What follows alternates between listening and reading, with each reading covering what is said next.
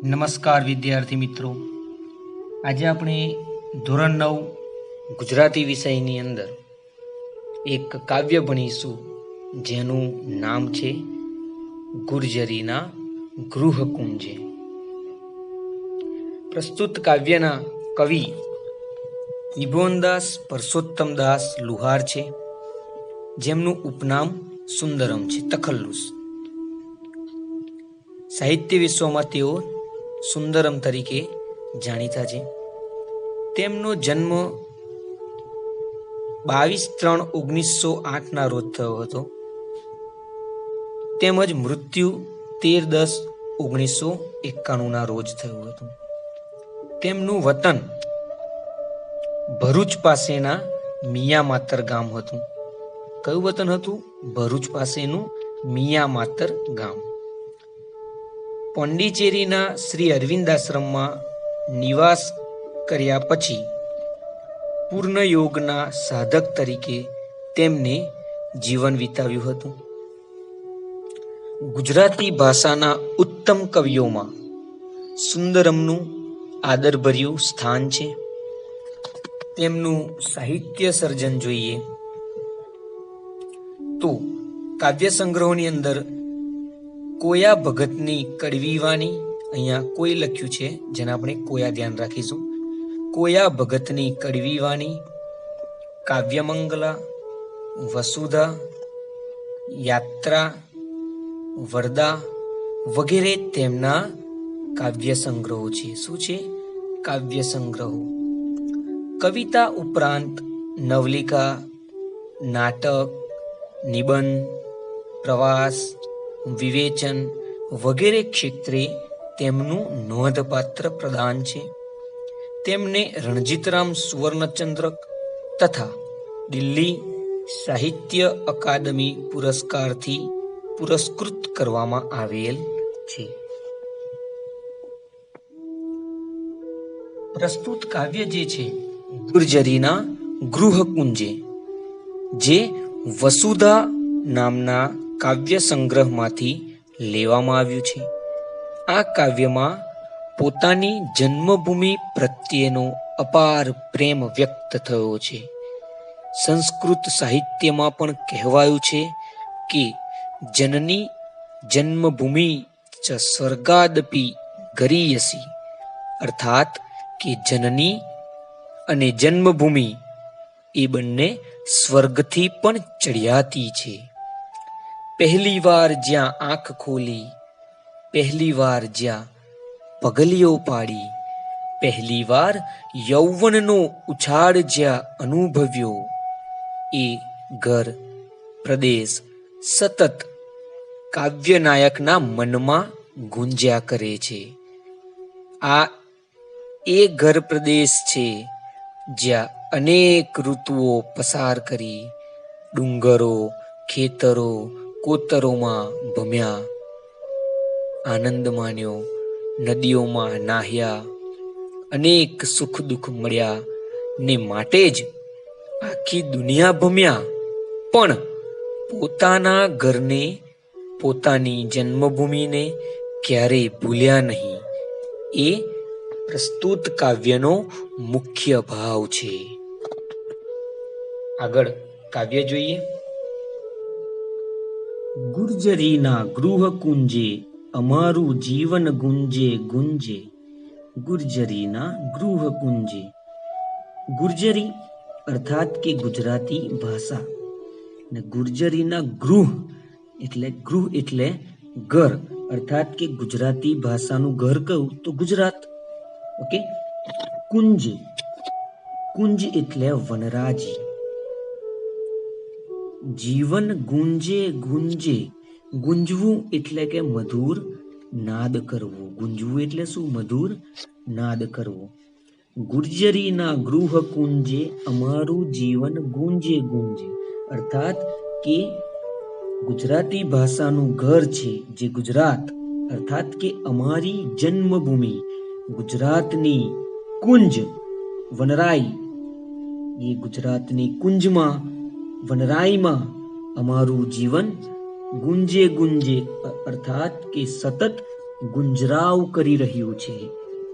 ગુર્જરીના ગૃહ કુંજે અમારું જીવન ગુંજે ગુંજે, એટલે કે અમારી જન્મભૂમિ એવી આ ગુજરાતની વનરાયમાં અમારું જીવન સતત ગુંજારવ કરી રહ્યું છે.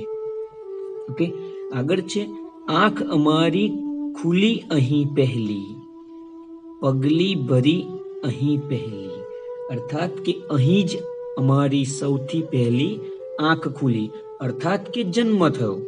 આંખ ખુલી એટલે કે અહીં જ જન્મ્યા. અને પગલી ભરી અહીં પહેલી, અર્થાત કે અહીં અમે પહેલી પગલી ભરી. અહીં અમે પહેલી પગલી ભરી, અર્થાત કે ચાલવાનું શીખ્યા, પાપા પગલી કરતા શીખ્યા. અહીં અમારા યૌવન કેરી વાદળીઓ વરસેલી, અર્થાત કે અહીં જ અમારી યુવાની એટલે કે જીવનની વસંત. યુવાની એટલે શું? તો કે જીવનની વસંત, એટલે કે અહીં જ અમારી યુવાનીની વાદળીઓ વરસેલી, અર્થાત કે અમારું યૌવન ખીલ્યું હતું. એટલે પ્રસ્તુત ત્રણ પંક્તિ, શરૂઆતની જે ત્રણ પંક્તિ છે એમાં કહે છે કે જન્મભૂમિ એવી ગુજરાતની વનરાયમાં અમારું જીવન સતત ગુંજરાવ કરી રહ્યું છે. અહીં જ અમારી સૌથી પહેલી આંખ ખુલી, અર્થાત કે જન્મ્યા, પહેલી પગલી ભરી, અને અહીં જ અમારું યૌવન ખીલ્યું, જીવનની વસંત ખીલી. આગળની પંક્તિ જોઈએ કે અહીં શિયાળે તાપ્યા સઘળી, અહીં શિયાળે તાપ્યા સઘળી, કોકિલ સુણી વસંતે. શિયાળે એટલે કે શિયાળાની ઋતુમાં તાપ્યા સઘળી, અર્થાત કે સઘળીમાં તાપણું કરીને ઠંડી ઉડાડી. કોકિલ એટલે શું? તો કે નર કોયલ. યાદ રાખજો, કોયલ જે અવાજ કરે છે, મધુર અવાજ, એ નર કોયલનો હોય છે.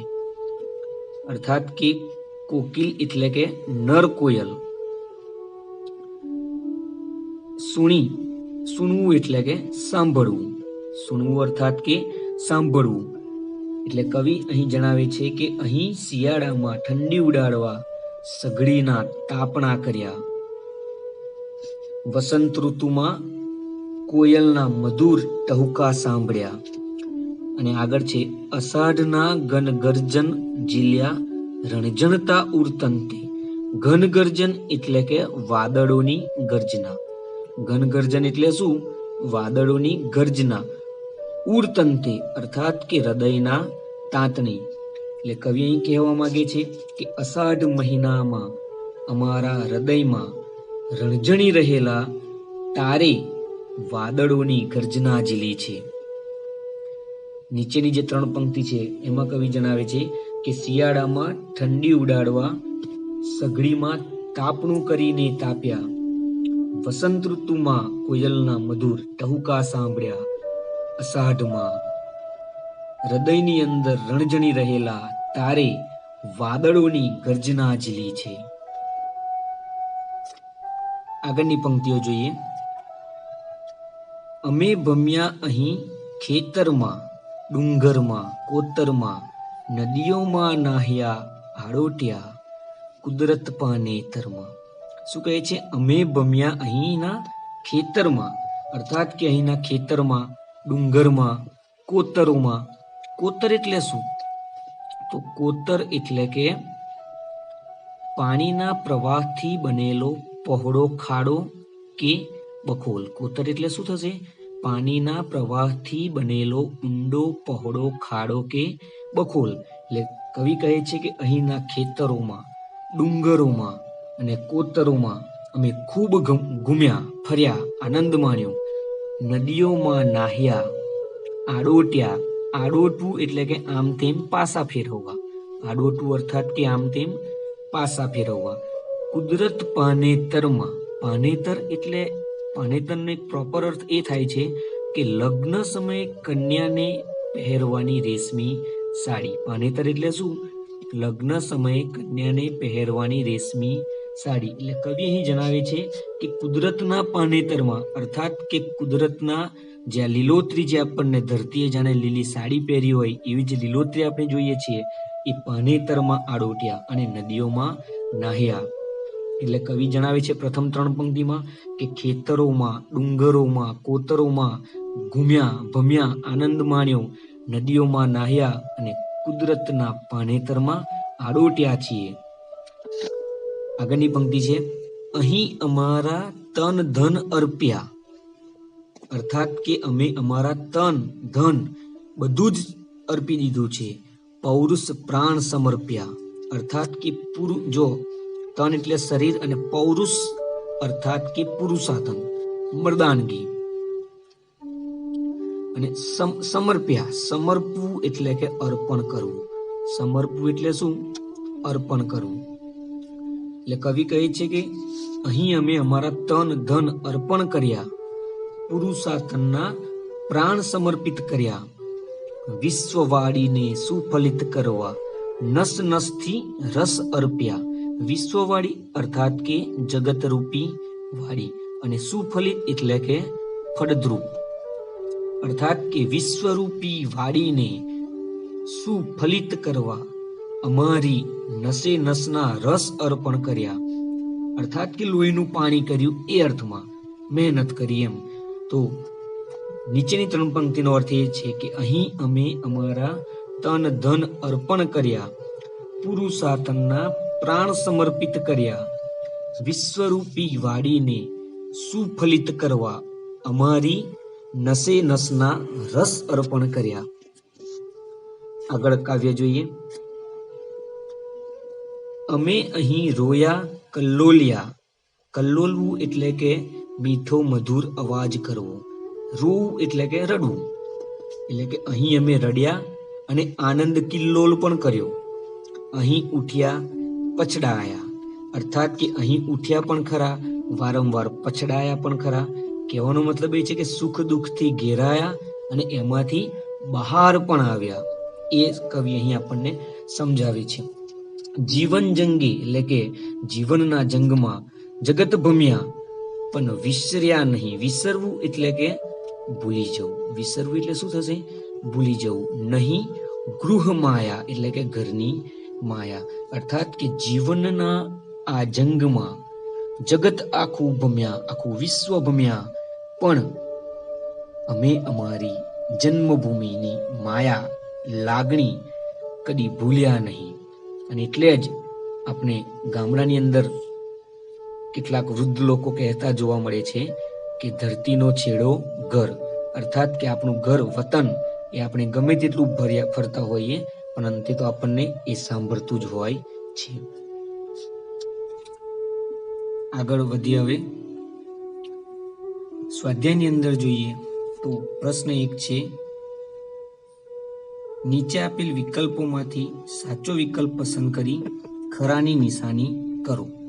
તો પ્રથમ છે, ગુર્જરીના ગૃહકુંજે કાવ્યમાં કવિને કેવો અનુભવ નથી થયો? તો પહેલું છે, વસંતમાં કોકિલનો ટહુકો સાંભળ્યો છે,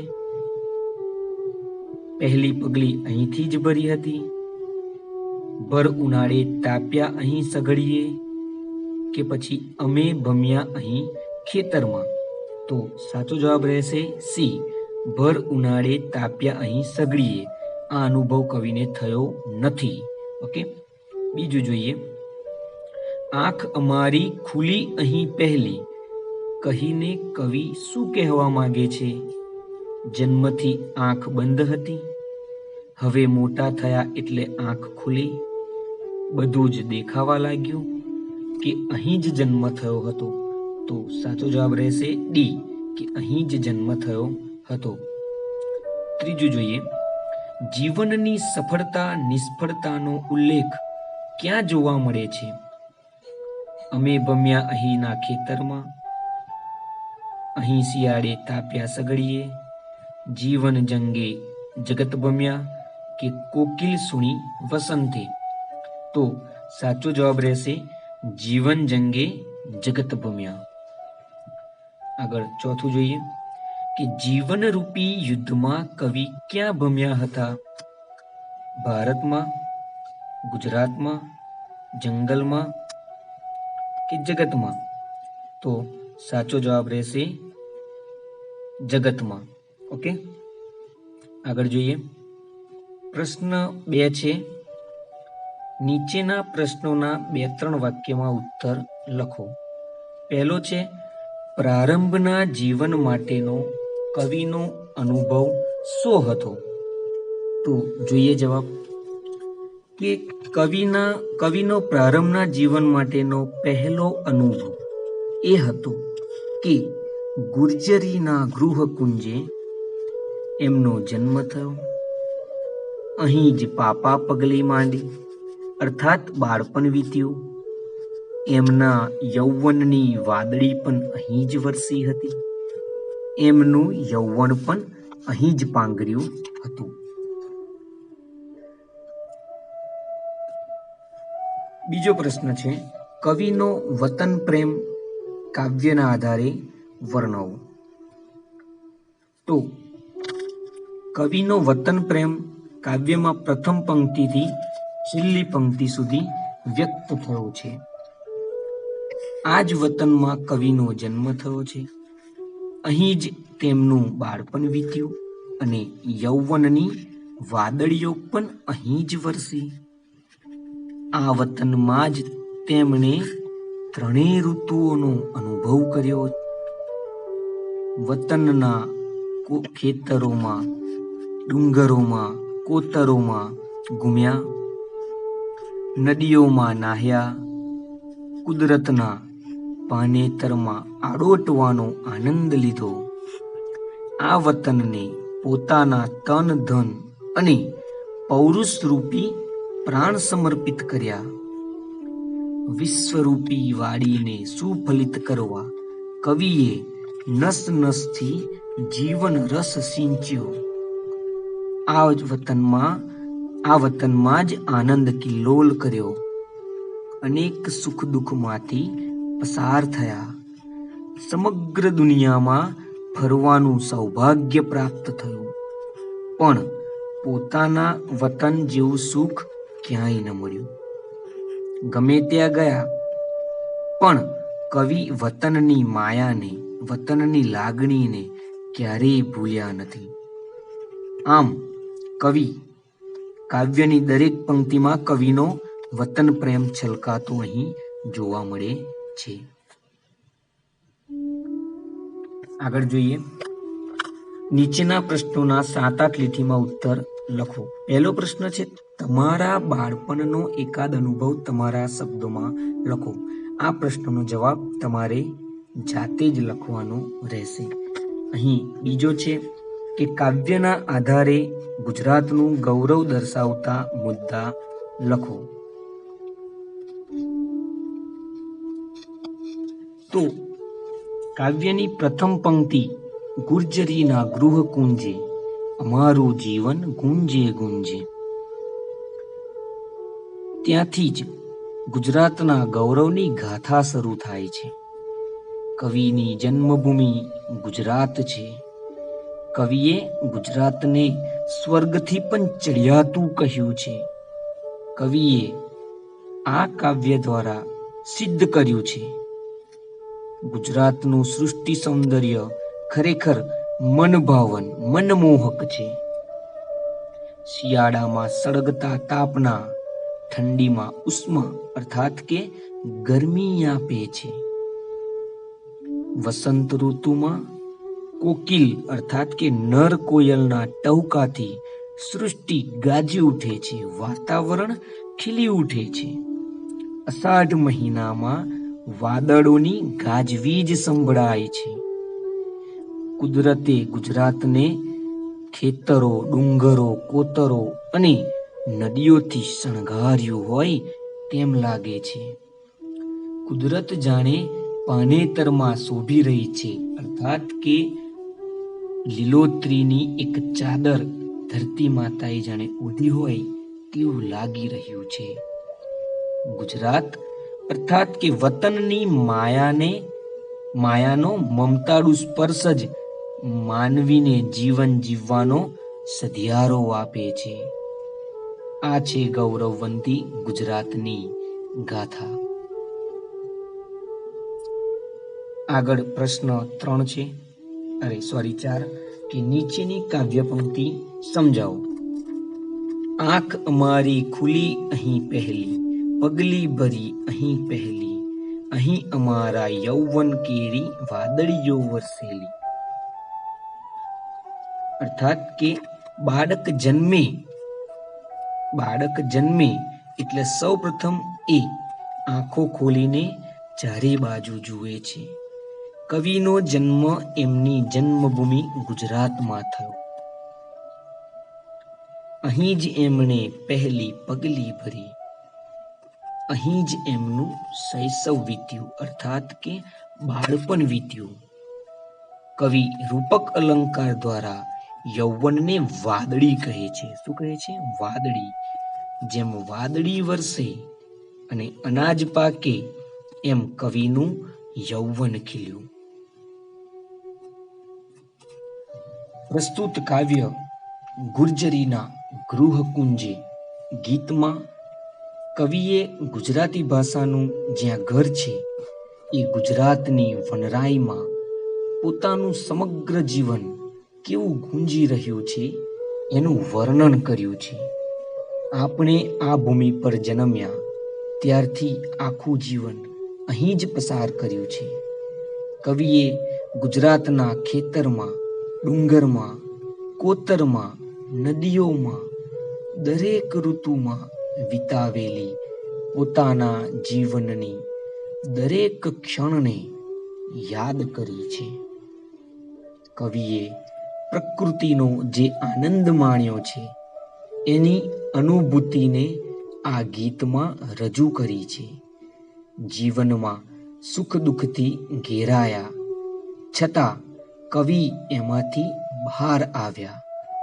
કવિ જીવનના આ જંગમાં આખું વિશ્વ ભમ્યા, પણ કદી પોતાના ગૃહની અર્થાત કે જન્મભૂમિની માયા, એની લાગણીને ક્યારેય વિસર્યા નથી, ભૂલ્યા નથી.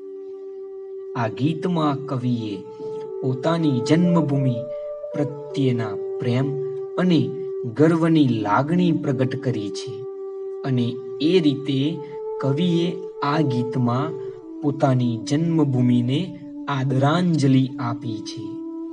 ઓકે, પ્રસ્તુત કાવ્યમાં મારા બનતા પ્રયાસોથી કેટલીક મર્યાદાઓને પણ ધ્યાન સાથે રાખીને તકલીફમાં પણ મેં તમને સરળતાથી સમજાય એવા પૂરા પ્રયત્નો કર્યા છે. આશા રાખું છું કે મારા બનતા પ્રયત્નોથી તમને આ કાવ્ય સરળતાથી સમજાયું હશે.